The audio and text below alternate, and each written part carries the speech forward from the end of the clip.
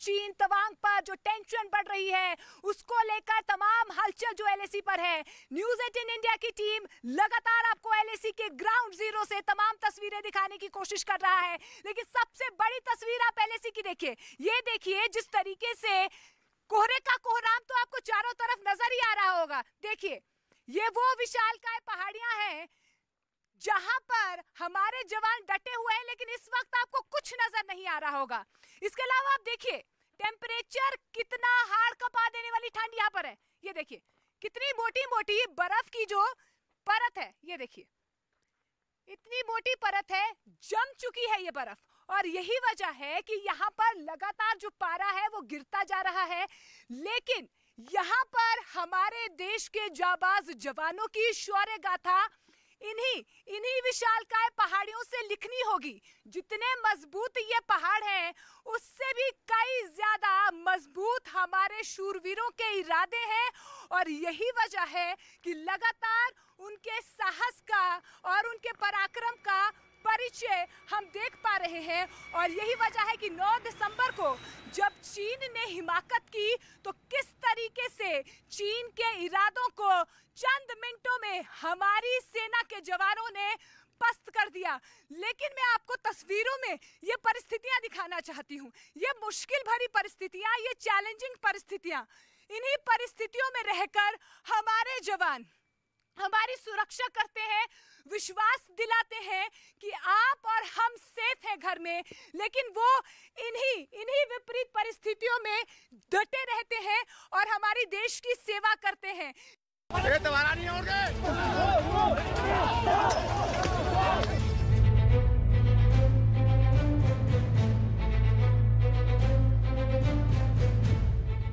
तिब्बत पर हमले की तैयारी के साथ साथ भारत की सीमाओं पर भी चीन की बुरी नजर हमेशा से है। चीन और भारत की सीमा यानी एलएसी 3 हिस्सों में बटी है, जो कुल 3488 किलोमीटर लंबी है। एलएसी के इन 3 हिस्सों को ईस्टर्न सेक्टर, मिडिल सेक्टर और वेस्टर्न सेक्टर कहा जाता है। ईस्टर्न सेक्टर में सिक्किम और अरुणाचल प्रदेश की सीमा चीन से लगती है, जो 1346 किलोमीटर लंबी है। मिडिल सेक्टर में हिमाचल और उत्तराखंड से लगने वाली सीमा है, जिसकी लंबाई 545 किलोमीटर है, जबकि वेस्टर्न सेक्टर में लद्दाख है, जिसकी 1597 किलोमीटर लंबी सीमा चीन से लगती है। और मोटे तौर पर पूरी की पूरी एलएसी पर चीन की शरारतें कभी बंद नहीं होती। गलवान में हुई हिंसा के बाद से ही लद्दाख में सीमा पर तनावपूर्ण हालात हैं, जबकि 9 दिसंबर की घटना के बाद अरुणाचल प्रदेश में भी हालात खराब दिखने लगे हैं। भारत की फौज चीन से निपटने की तगड़ी तैयारी पहले ही करने में लगी हुई है। सिक्किम और अरुणाचल प्रदेश में एलएसी पर हालात कितने भी कठिन हों, भारतीय फौज वहां मिनटों में पहुंच सकती है, जिसके लिए सालों से लगातार तैयारियां चल रही थी। खास तौर पर पिछले कुछ महीनों में भारतीय फौज ने अपनी तैयारी पूर्वोत्तर के राज्यों में कई गुना बढ़ा दी है। असम के तेजपुर में भारतीय फौज के सुखोई 30 फाइटर जेट का एक दस्ता हर वक्त तैनात रहता है। असम सेक्टर में ही S-400 मिसाइल डिफेंस सिस्टम भी तैनात है। असम के मिसामारी एयरबेस पर वायुसेना के ताकतवर लड़ाकू विमानों का लगातार अभ्यास चल रहा है। पश्चिम बंगाल के हशिमारा में राफाल की तैनाती है, जो हर पल अलर्ट मोड पर रखा जाता है। तवांग में घटना हुई है, उसके बाद से पूर्वोत्तर के इलाके हो, एलएसी के आसपास के इलाके हो, लगातार वहां पर तनाव, टेंशन बढ़ता हुआ नजर आ रहा है। लेकिन भारतीय सेना भी पूरी तरह से तैयार है और भारतीय फौज ने साफ संदेश दे दिया कि भारत अपनी सीमाओं की सुरक्षा करने में पूरी तरह से सक्षम है। यानी अगर भारत को छेड़ा भी गया तो भारत छोड़ेगा नहीं। ये दोबारा नहीं होंगे।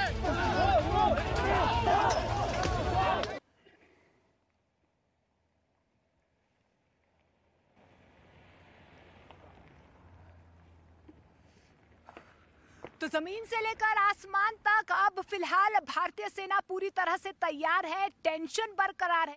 और इस वक्त मैं एलएसी में मौजूद हूँ। आप देखिए किस तरीके से यहाँ पर बर्फ पड़ना शुरू हो गई है। चारों तरफ आप देखिए, चारों तरफ सिर्फ और सिर्फ आपको सफेद चादर, ये देखिए, ये है धुंध की सफेद चादर चारों तरफ देखिए। और आप देखिए छोटी छोटी फाहें जो हैं, हल्की हल्की फाहें बर्फ की पड़नी शुरू हो गई हैं। -1 डिग्री टेम्परेचर हो चुका है। ये विपरीत स्थितियां हैं, ये चैलेंजेस है भारतीय सेना के सामने, लेकिन भारतीय सेना LAC में साहस के साथ, दमखम के साथ डटी हुई है। बेहद मुश्किल है, लेकिन इन्हीं विपरीत परिस्थितियों को पार करते हुए भी, अपना दमखम दिखाते हुए भी, यहीं से न्यूज़ 18 इंडिया की टीम हमारे तमाम सैनिकों को सलाम करती है, उनके साहस के लिए, उनके शौर्य के लिए, कि देखिए किस तरीके से बर्फ लगातार पड़ रही है, लेकिन उनकी हिम्मत जो है बरकरार है, उनकी गर्मजोशी बरकरार है। और यही वजह है कि हम भी लगातार न्यूज़ 18 इंडिया की टीम ग्राउंड जीरो पर डटी हुई है। हर वो हलचल जो LAC पर हो रही है, उसे आप तक पहुंचाने की कोशिश कर रहे हैं, साजिशें रची जा रही हैं, उससे भारतीय सेना नाकाम करती हुई नजर आ रही है। मेरी सांस फूल रही है, क्योंकि हम बहुत ही हायर ऑल्टीट्यूड पर पहुंच चुके हैं। बर्फ लगातार पड़ रही है। ये फाहें शायद आपको कैमरे पर नजर नहीं आ रही होगी, लेकिन बिल्कुल बारीक बर्फ की फाहें लगातार पड़ती हुई नजर आ रही है। मिलिट्री की मूवमेंट आपको नजर आएगी, और आप देखिए कुछ ट्रक्स भी आपको यहाँ पर, उनकी मूवमेंट भी नजर आएगी।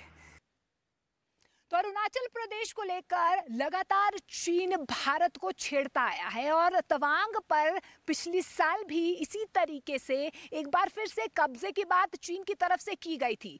भारत की सीमा पर तवांग है, लेकिन क्लेम लगातार यहाँ पर चीन की तरफ से किया जा रहा है, क्योंकि चीन डिप्लोमेटिक और सामरिक तौर पर बेहद संवेदनशील जिला है। और ऐसे में चीन लगातार, क्योंकि मिनी तिब्बत है और चीन की तरफ से कहा जाता है कि वो दक्षिणी तिब्बत का हिस्सा है, ऐसे में वो लगातार उसे क्लेम करने की कोशिश करता है, और इस तरीके की गतिविधियां पेट्रोलिंग के दौरान वो करता रहता है। लेकिन 9 दिसंबर को जब नॉर्मल पेट्रोलिंग हो रही थी, क्योंकि 2006 से इस तरीके की पेट्रोलिंग दोनों देशों की तरफ से होती है, दोनों देश अपनी अपनी सीमाओं के दावे करती हैं, क्योंकि कोई भी सीमाएं जो है फिलहाल निर्धारित नहीं है दोनों सेनाओं के लिए। पेट्रोलिंग करते वक्त ये जरूर एक रूल होता है कि आप हथियार लेकर नहीं जा सकते, हथियार आप पीछे रखते हैं, लेकिन कुछ डंडे हाथ में आप ले सकते हैं, और इन्हीं डंडों का इस्तेमाल चीन की तरफ से किया गया। आपको याद होगा, अगर आपने वो वीडियो बार बार देखा होगा, कि कंटीली तारों के साथ यहाँ पर चीन ने साजिश की, सोची समझी साजिश के तहत चीन आया 300 सैनिकों को लेकर, लेकिन भारतीय सेना ने कैसे उसके इरादे पस्त कर दिए कि चीन को उल्टे पांव भागना पड़ा। और फिलहाल हम LAC पर इसलिए मौजूद हैं क्योंकि हम वो साहस और शौर्य गाथा आपको तमाम अपने शूरवीर जाबाजों की दिखाना चाहते हैं कि ये वो दुर्लभ और दुर्गम पहाड़ हैं। इन्हीं पहाड़ों के बीच वो रहते हैं, डटे हुए हैं, और उनके इरादे कितने सॉलिड हैं, ये लगातार हम आपको बताने की कोशिश कर रहे हैं।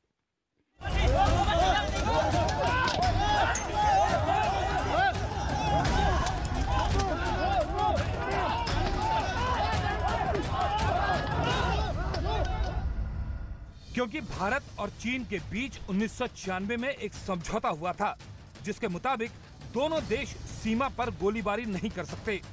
इसके साथ ही LAC के नजदीक 2 किलोमीटर के दायरे में हथियार ले जाने पर भी पाबंदी है।